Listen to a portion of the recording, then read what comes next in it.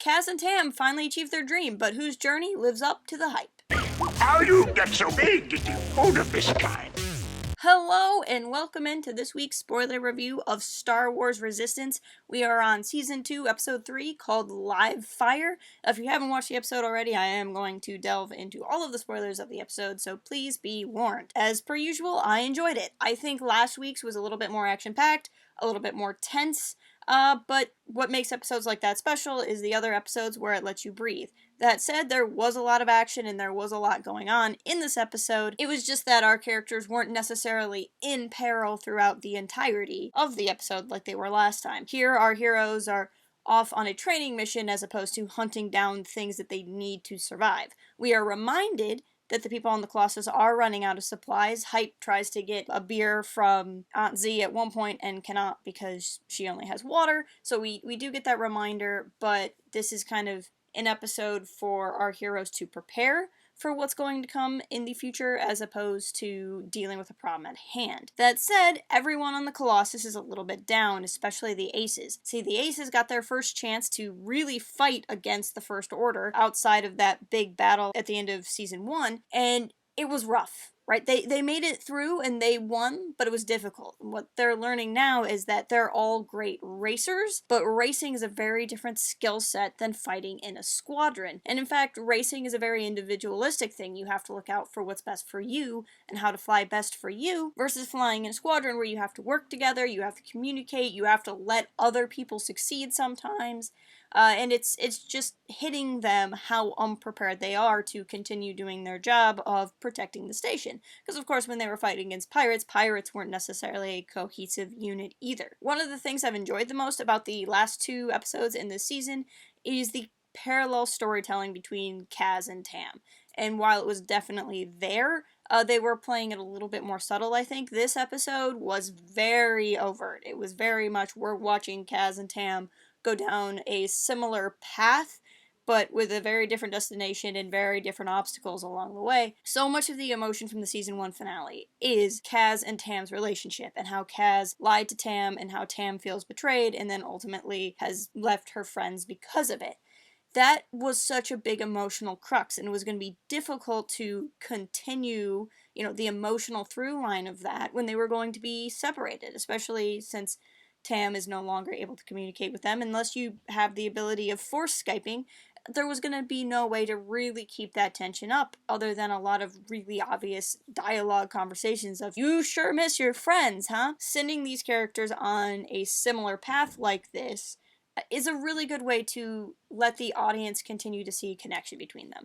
So in this episode, we see our two main characters here getting what they've always wanted. Tam finally gets to be a pilot. We've seen her in the pilot gear, but we finally see her in a ship. It's a TIE fighter, but it's a ship. She has finally achieved her dream. Kaz, while he's been a pilot, gets to be a part of the Aces, this group that he's looked up to since the first season of the show. He gets to join this elite group, and he gets to join this elite group because he has experience in being combat pilot. So there is this parallel nature to Kaz and Tam's path where they are kind of going on the same journey, but they're coming at it from a very different direction. Tam is joining the First Order as somebody with not a lot of experience. I mean, we know she is a pilot, but we haven't actually gotten to see her pilot anything in the show. Kaz, his one really good skill is piloting, right? Everything else in the show has been him learning how to spy, learning how to be a mechanic, but he knows how to be a pilot. So they're going into this with different experience levels and different expectations. Kaz is being looked up to for knowledge. Tam is having to prove herself, yet again, might I add. We also see the parallel in their training circumstances. We see Tam and Jace and the former member of Jace's crew that we had seen in Fuel for the Fire in Season 1. We see them running to get to their training place, and it's very official. It's in this big, clean hangar, and they have to be in line, and they get chastised for not wearing their helmets, and it's very, very orderly, not to make a pun, where we see the Aces show up in Yeager's garage. You know, they're all sitting around a table and it's very casual. And beyond that, Yeager is a very different kind of teacher, right? So they have Gallic in the First Order, and she is telling them what they need to do, giving them not a whole lot of instruction, but she is also always staying on the ship. She is never putting herself out into danger, versus Yeager, who is flying alongside the people that he's trying to train, the people he's trying to teach. He's trying to lift up his group and have them learn about each other, where Gallic is very much like, no, this is what you're gonna do, this is how you're gonna do it. This is all about, like, being the best individual you can within your squadron. Even the nature of how they train, Yeager makes a point of saying that they're going to fight with stun weapons. They're not going to use their lasers. But when Tam and Jace go out into their training, they're using live fire. They're using real blasters. They're going to really blow up and damage drones. So there is an element of danger in her training versus what the Aces are going through. We see that Kaz is this assumed leader, like I said, that he is somebody with experience and he's somebody that people are wanting to learn from, but he really struggles with being a leader. I mean, Kaz killed Major Von Reg in the season 1 finale. We know he is a good pilot, we know he's a good combat pilot, but being a good pilot and being a good leader is very different. He goes up to Hype after Hype has left the group and is trying to console him and is just not good at it, versus Tora, who goes in and is able to get through to Hype because she has some pretty amazing leadership skills, but also because she's a really good friend. So again, we see Kaz kind of being put into this position and then not really being ready. Maybe he doesn't have as much to learn about flying, but he has a lot to learn about being in charge, if that's going to be his ultimate role. Versus Tam, who hasn't really been in charge of anything in the show, and when we see her flying, she might not be calling out to her wingmates, but she is trying to take care of everybody, and she does go to save Jace at the expense of her getting her final kill, and that further highlights another aspect of these two characters' journeys. Tam is berated for saving Jace. That if Jace was so weak to get himself shot by friendly fire in a skirmish, he deserved to die, because that's how you cull the weak links out of the First Order, and that's how the First Order gets stronger. And Tam and Jace have a huge problem with this, and Jace has been really on board with everything the First Order has been doing up until this point. So Tam is trying to be a good leader, is being forced back into being the individual, versus Kaz, he and the Aces as a whole go to save Yeager, and they're rewarded. They get to throw a big party. Everyone's celebrating because they saved Yeager from the snow flying manta ray creature. I think it's important to note that while this is Kaz's journey as opposed to Tam, Kaz's journey is also with a group. It is with the Aces, and it's about them becoming a cohesive unit, versus Tam, who is really only with 2 other people, one of whom is definitely a rival, and so she is really isolated, where Kaz is always surrounded by people who are on his side. I mean, really, the end of the episode says it all.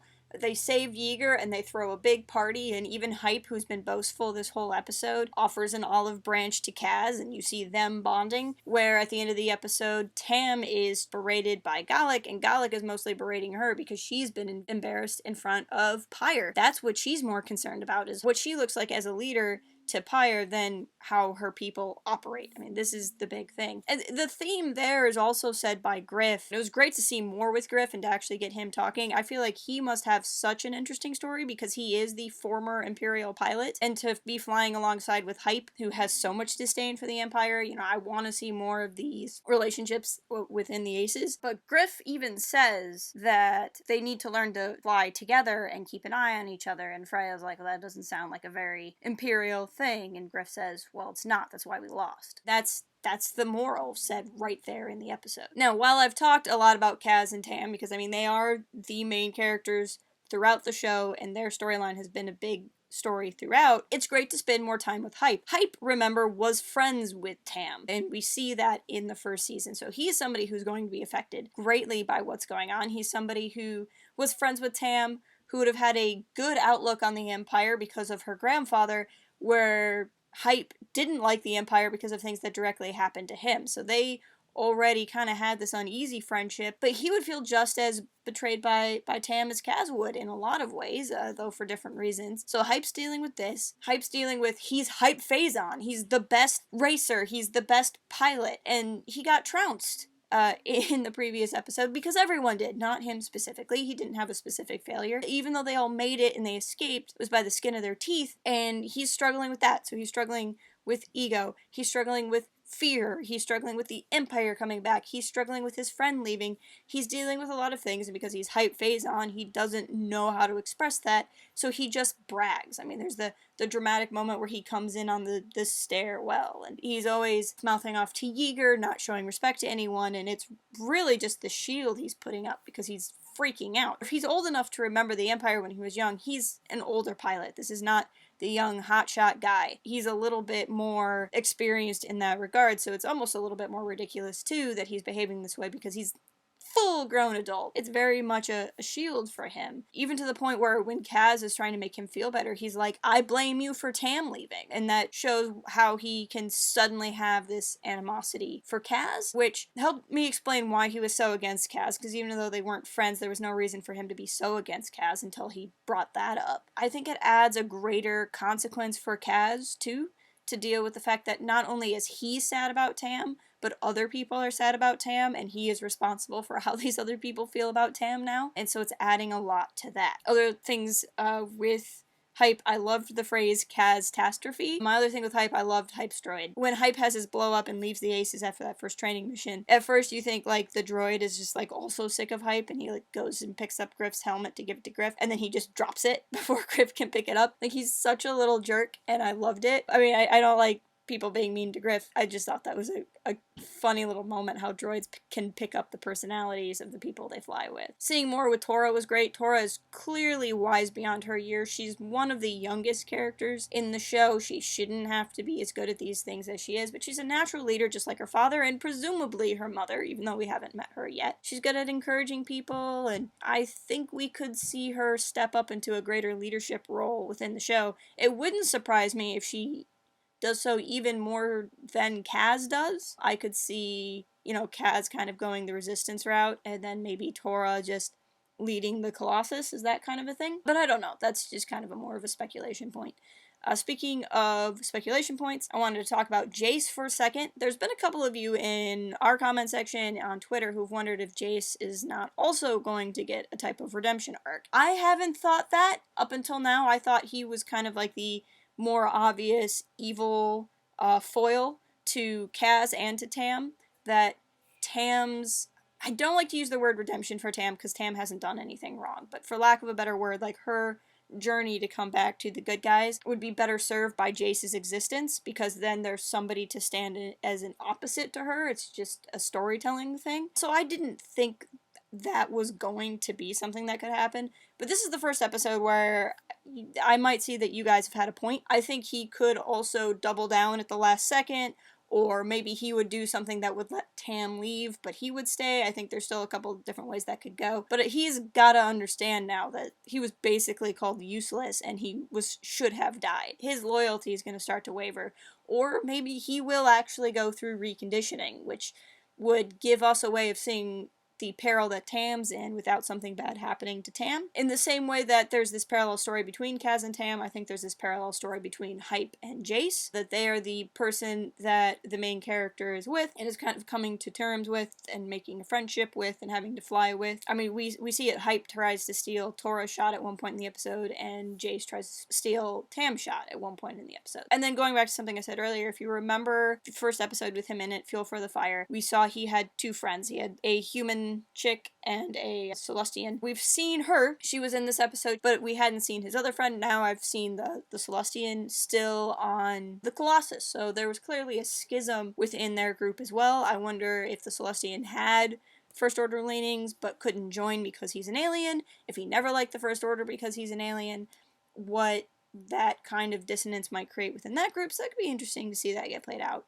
further on down the line. I don't know if it would. And then final speculation note, we've seen the snow moon, we saw the big snow manta ray that we saw in the trailer, but we've also seen in the trailer Tora in her like winter coat exploring a snow place, and I wonder if they're going to go to a different snow place or if they're going to eventually come back to this moon because they will have discovered something. So I'm very curious to see what happens there and if we're going to see this place again. Final note, big shout out to Niku's water bottle. I know that there's a lot of fans out there of Niku's water bottle, and it made an appearance, and that's pretty awesome. Those are my thoughts on this episode.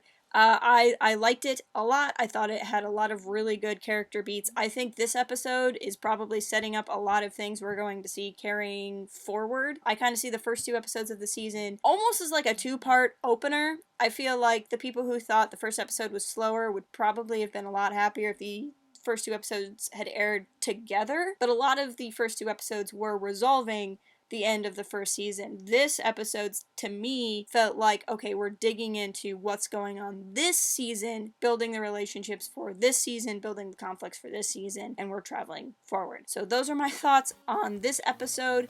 Let me know in the comments what you thought. Follow us on all of the socials and talk to us about it there. I'm always happy to talk to you guys. Discord is a great place to keep up to date on everything we're doing here on the channel. And until next time, keep it real and fly casual. Cooking can be fun.